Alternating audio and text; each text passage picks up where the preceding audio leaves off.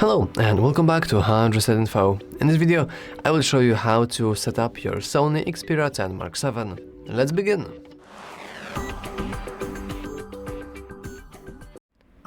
So, as you can see, this bad boy is now freshly out of the hard reset and it's completely new. So let's actually set it up. So first of all, we can change the language here, but of course I'm going to stay in English. We can also go into visual aids, so we can, for example, change some accessibility settings if you feel that you need to. And lastly, you can perform an emergency call in case you have found your phone and you need to call like an ambulance or something. It's completely fine to do it. Now let's go into get started. And we first need to agree to important information. Usually it's like terms of service and all of that. But of course nobody ever reads that, so let's ignore this. Now we have something very important. We have the ability to set up our phone using another device.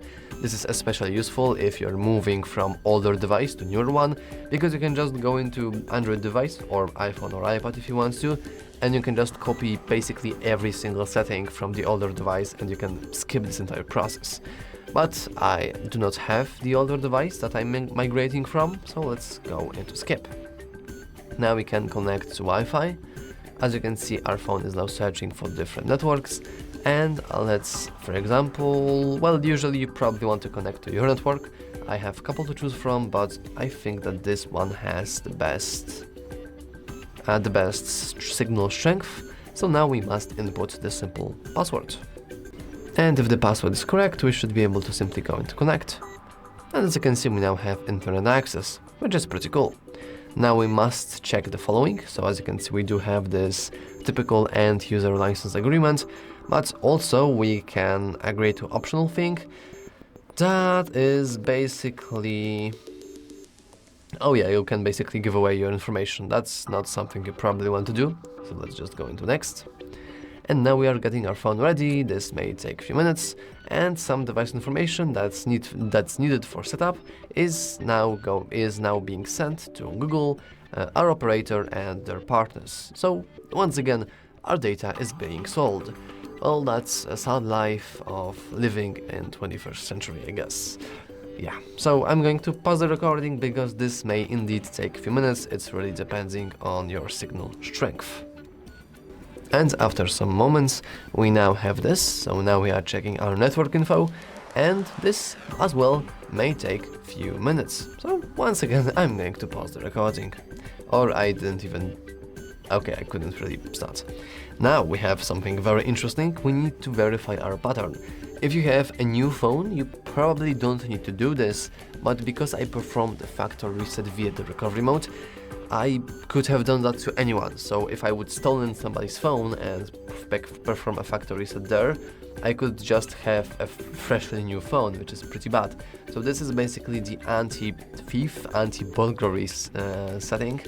And if you don't really remember your old pattern, I would probably advise you to use your Google account. And if you don't really recognize that account, you can always go into forgot password and you should be able to get your account back, hopefully. However, I'm not going to go into much deep with that, because we have a full tutorial on how to skip the DMI verification. I believe it's called the DMI verification, I don't really remember, but you can always search it up on our channel. So we have now the ability to sign in into Google account. If you don't want to, this is completely skippable by just clicking skip. But I do think that for the purpose of this video, and I want this video to be as broad as possible, I want to input and log in into my Google account now. And by the way, as a little fun fact, you don't really have to manually type in the @gmail.com, because we can always just go into next. And if the first part of the Gmail actually exists and is a valid Gmail that exists in the Google database, they should be able to just verify you, and now we can enter our password. And after we have done that, we can simply go into next. And now we can choose who will be using this device. So we can either choose that we will be using this device or our child. Now, basically this is the question if you want to set up family link or not. In other words, if you don't trust your child enough, or your child is is addicted enough to your phone that it needs parental controls. Of course, I'm not going to go into too deep into that because once again we have full tutorials for the parental controls, and generally speaking you probably want to use the device yourself, not give it to your child. But once again, if you want to learn how to set up Finalizing, you can always set it up later, not in the setup screen, but you can always just do that in our other tutorial. Now we must agree to terms of service, play terms of service and privacy policy.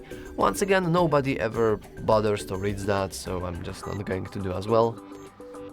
And you can always note that we cannot not agree to these terms. We have to agree, otherwise we won't be able to add the Google account to our device. Now we can connect to mobile network. This is probably the only part I'm going to skip, only because I don't really have a SIM card on me right now, so I'll just skip it. But once again, if you want to, you can always watch our tutorial on how to input your SIM card, but it's very, very easy to do. Like we should see this, I believe. This is your... oh yeah, we can simply just do this. And here you can input your SIM card. But once again, I don't really have my SIM, so I'm not going to do it. Oh, that's pretty cool. So let's skip the SIM for now. And now we can set up a PIN. Or you can go into other screen options and, for example, set up pattern, PIN or password. Now, this is also skippable, but I'm going to quickly set up a very simple pattern. Let's say it's in this L shape. Let's clear it. Let's do in this L shape, just because it's very easy. It doesn't really cost you anything and it improves your security by a lot. So let's go to confirm. And now we can set up our fingerprint. This is the only part that I'm going to skip as well because it takes some time and we have tons of tutorials for fingerprint adding. So let's go into not now. And now it's very similar to the previous setting. We have the ability to copy apps and data. Once again, if you're migrating from older device and you have older device full of your applications, especially the ones that are your favorites, or your images, videos and all of that, I would strongly advise you to go into next and then proceed from here. But I do not really have the older device on me right now, so I will go into that copy. Just note that I think that you won't be able to do it legit way. You will have to do it like around, or you will have to install third-party applications to carelessly send from older device data to the newer device. Now we have few Google services. I'm going to only disable the send usage and diagnostic data, and I'm going to go accept. And we also have Google services. We have the ability to back up our device. I'm strongly advising you to do it, because in case of, I don't know, losing your phone or dropping it into a sewer or being like stolen from or something, you will lose everything on your device. However, if you have set up or if you have backup enabled, you won't lose it, which is pretty cool. So let's go into turn on backup. And after a moment we should see further options, like choosing our browser and search engine. Of course, this is completely up to you. I'm personally going to choose Firefox, just because I like it. And I'm going to go with Brave, I think, because I'm a brave person. Now we have the ability to continue setup. I'm going to continue because once again I want this video to be very full and very compact. So we have the ability to meet Gemini, our personal AI assistant. And fun fact, it's actually enabled by default. You have to say no thanks, so the Hey Google feature won't really work. We can also let nearby contacts share with us. So I will go with no thanks, because this will waste quite a long battery. And finally we have the ability to review additional apps. Usually I would say that almost all of it is bloatware, but actually most of this is very useful information, for example from Google. Actually by default you don't have a calculator app, which is quite funny. And you can, for example, I'm going to disable all of this, just because I don't really want to have all of this Sony nonsense. I'm also going to remove the Fitbit from here, YouTube Music, and the Google TV. But of course, once again, it's completely up to you what you want to keep or what you don't want to keep. By default, we also have 3-button navigation, but I'm going to switch to gestures just because I think they're pretty fun.